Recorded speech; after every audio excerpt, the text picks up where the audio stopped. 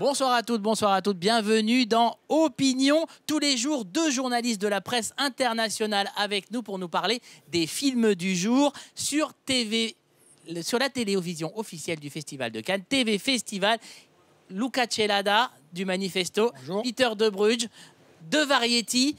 Vous avez vu aujourd'hui les deux films en compétition, Sea of Trees et Mia Madre. On va en parler dans quelques instants, mais d'abord, je voulais vous demander, vous avez un coup de cœur depuis le début du festival ? Absolument. Pour moi, c'est le film hongarien de Laszlo Nemes. Le fils de Saul. Oui, c'est un premier film, un début, et pour moi, c'était très, très fort. C'est un film d'un sujet très, très dur, mais c'est fait dans un style très exact, où il a pensé beaucoup à comment c'est possible de représenter l'histoire de l'Holocauste, c'est ça en français? Oui, et normalement, il y a des gens qui croient que c'est quelque chose trop important de représenter. Et lui, il a choisi de regarder juste le visage de son comédien principal.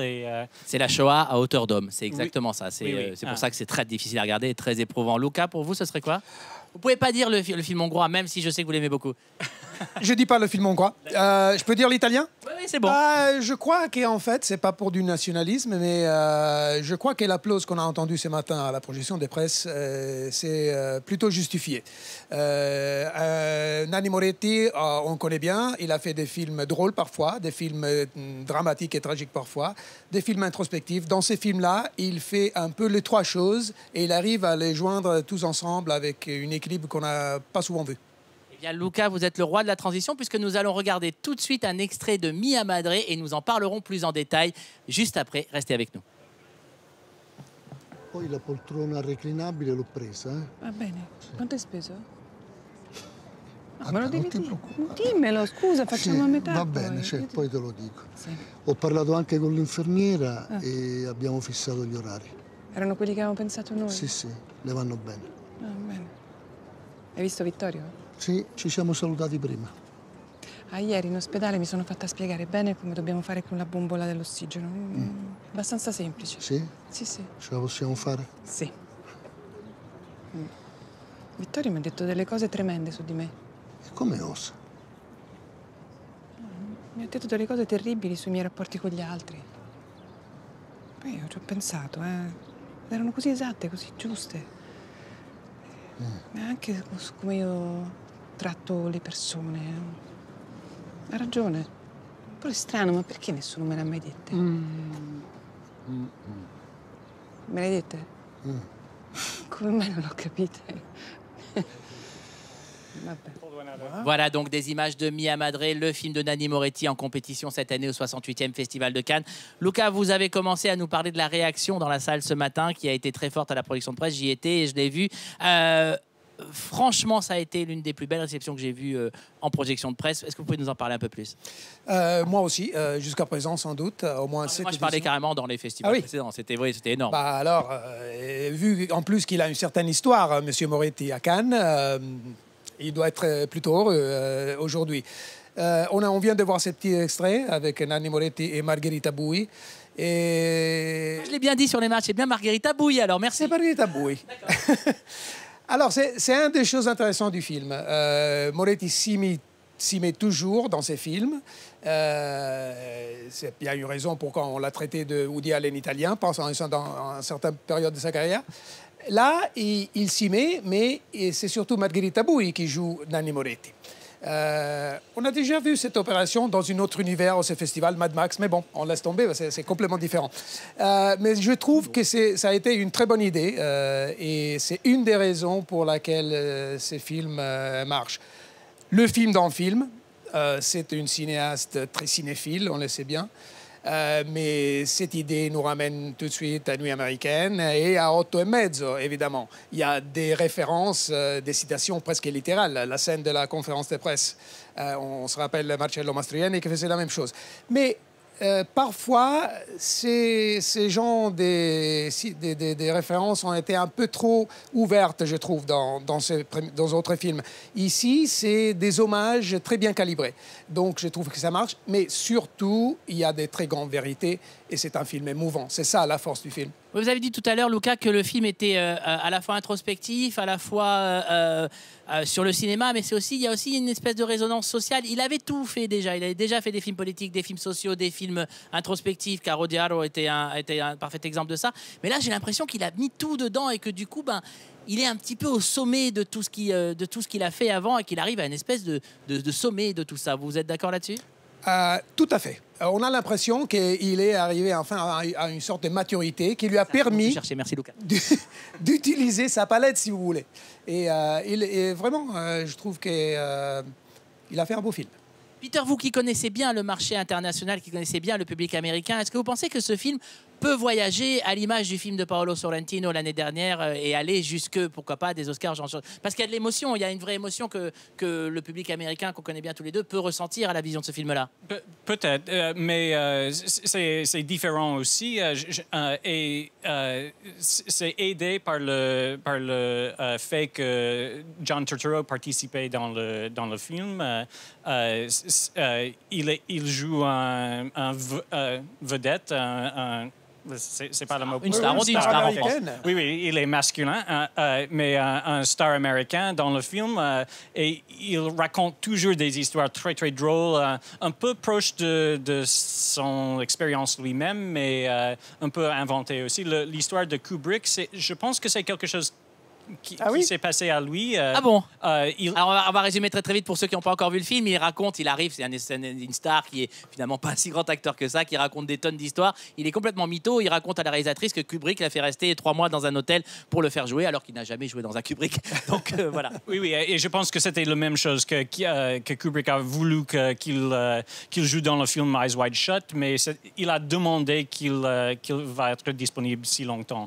Mais il est plein d'énergie. Et lui, il est quelqu'un connu chez nous. Alors, mais avec tous les films étrangers, il y a toujours le challenge un peu d'être accepté. Mais je pense que c'est fait dans un sens qui est assez ouvert, assez émouvant, que les Américains peuvent l'aimer beaucoup. Mais...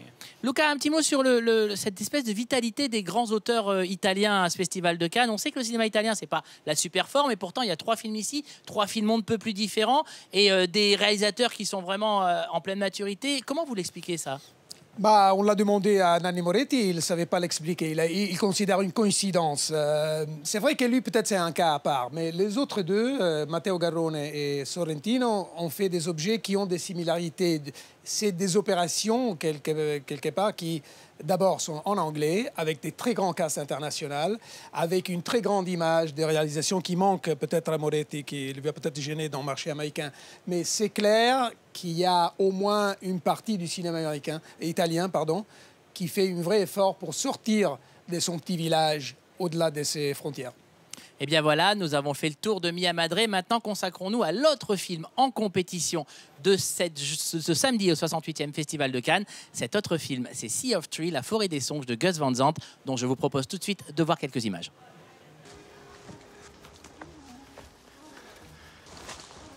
This is it. The trail. Well? This is the trail. You see? Yes. Okay. Oh, I see. I see trail. Follow it that way. It'll bring you back to the parking lot, okay? Yes. Go. Go. Thank you. Thank you. Thank you. Okay, go.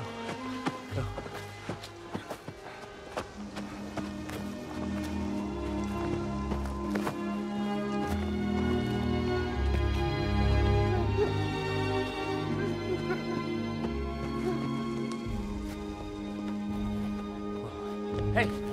Hey! Wait! I forgot something. My jacket.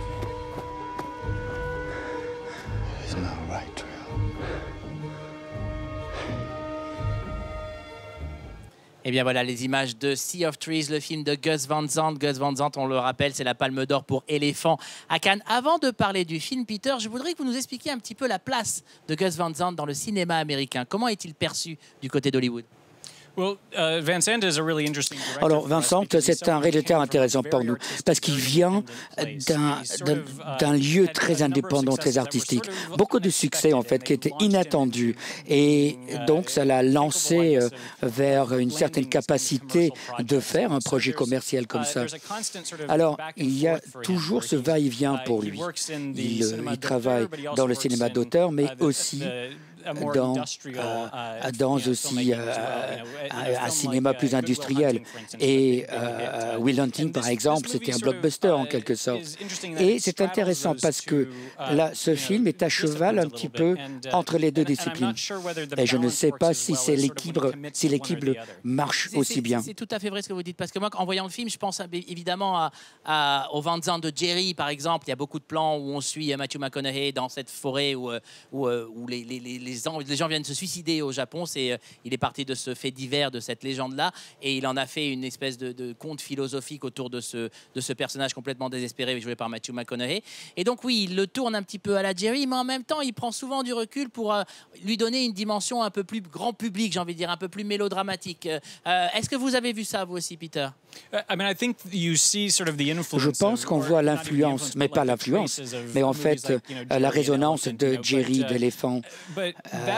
Mais cette démarche, c'était intéressant, je pense. Il aurait dû peut-être s'engager beaucoup plus dans cette voie, s'éloigner un peu plus du sujet, prendre du recul un peu plus. Mais ici, c'est comme si presque il est rentré dans le monde de l'adaptation de Nicholas Sparks ou des romances d'Hollywood un peu mièvre. En fait, ça commence avec la poésie, ce côté réfléchi, ce personnage qui veut se suicider. Pourquoi il est là? Est-ce qu'il va le faire, oui ou non? Et ça se révèle petit à petit. Et c'est comme si ça devient des efforts à un mauvais genre là-dessus. Qu'il le fait exprès. Je pense qu'il sait ce qu'il veut. Je pense qu'il veut commencer comme ce film, effectivement très indépendant, où effectivement le genre de la caméra, le genre de mise en scène change pour effectivement aller vers quelque chose de vraiment mélodramatique et de presque... La musique le prouve. La musique est de plus en plus présente. Sur la fin, on est carrément dans du grand orchestral à la John Williams. Enfin, on ne sait pas aussi bon que John Williams, mais c'est dans le même genre. Et j'ai l'impression que c'est ce qu'il veut, que c'est un exercice de style où il a eu envie de faire ça. On sait que Gus Van Sant va vers l'expérience cinématographique et peut-être qu'avec ça, c'était ce qu'il voulait. Je me trompe complètement? Eh bien, je pense que c'est une interprétation très généreuse. Et peut-être on pourrait défendre ce point de vue. Mais à mon avis, je crois qu'une grande différence dans le cinéma d'auteur aux États-Unis par rapport à la France et l'Europe, c'est très souvent les réalisateurs américains, ils utilisent le scénario de quelqu'un d'autre. Et le scénario est pas bon et ça s'empire. Les flashbacks, en fait, on s'étouffe, quoi. C'est tellement évident.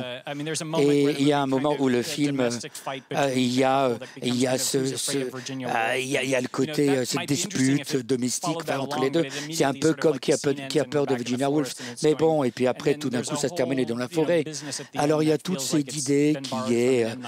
donc, c'est pris d'un film de M. Night Shyamalan, quoi. Donc, il y a un petit côté supernaturel. Et ça ne marche pas. Et ça ne respecte pas la culture japonaise, des gens qui sont réellement déprimés, qui veulent se suicider. Donc, c'est du miel, c'est mielleux. Ça vous oblige, ça veut vous obliger à pleurer. Il y a une surprise, mais c'est tellement évident quand on le voit venir, et tellement dérangeant, en fait, que moi, j'étais en colère. J'étais en colère. Je ne voulais pas prendre un Kleenex. Je veux juste dire qu'il y a des films de M. Night Shyamalan qui sont très bien. Non, tout à fait, mais il imite des films qui ont marché. Ce n'était pas pour l'insulter, pour le critiquer, mais on aimerait trouver ce Shyamalan, parce que lui, il est perdu dans cette forêt de songes. Non, Shyamalan himself, I think, is gone. Luca, est-ce que vous sentez qu'il y a une perception différente de Gus Van Sant en Amérique et en Europe? Est-ce qu'il fait partie de ces auteurs qui est vu différemment des deux côtés de l'Atlantique? Je crois que peut-être il a été plus vite accepté en Europe dans son période plus auteur. On est peut-être plus sensible. Il y a des festivals comme Cannes, comme Venise, qui rattrapent des choses qui, au début, peuvent se passer au-dessous du radar aux États-Unis. Il est tellement éclectique, je trouve, qu'il devient de plus en plus difficile à définir. Donc, il fait beaucoup de films, il travaille énormément, il aime beaucoup tourner, il change de genre, il change de style, vous l'avez dit, Peter. Il n'y en a plus beaucoup des réalisateurs qui tournent autant que ça, qui ont envie de faire autant de films, des bons ou des moins bons, c'est suivant les avis, mais qui essayent tout le temps. Mais je pense que c'est un peu comme Clint Eastwood, les deux. Exactement, oui. Les films sont si forts que les scénarios qu'ils choisissent. Et avec ce scénario, c'est la faute du film. Mais il y a des autres films comme Milk, qui a un scénario très fort. Et le film, mais il a un sens poétique et une esthétique très individuelle qui donne un peu de la texture à ces films, mais ici, c'est à la base, je ne sais pas pourquoi les deux, c'est la même chose avec Eastwood, qu'il ne travaille plus avec les scénaristes, il tient le scénario fait et il commence à tourner presque immédiatement et il reste. Ils ont presque besoin de tourner tout le temps. C'est un peu comme ça. Ils ont besoin de travailler. Ouais. Comme nous d'ailleurs. Messieurs, merci beaucoup d'avoir participé à Opinion ce soir pour parler des deux films en compétition aujourd'hui, le film américain de Gus Van Sant, Sea of Trees, et le film italien de Nanni Moretti, Mia Madre, Luca Celada d'Il Manifesto, je le dis bien, Luca? Il Manifesto, Didier, tu le dis très bien. Voilà, qui était avec nous, et Peter de Bruges de Variety qui était avec nous aussi. Merci beaucoup. Merci d'être venu avec nous. On se retrouve demain pour Opinion, pour cette fois parler d'un film français, Mon Roi, ainsi que de l'autre film américain en compétition, Carole, de Todd Haynes. On se retrouve demain dans Opinion, et puis ne bougez pas, les marches, tout et les festivals, ça continue.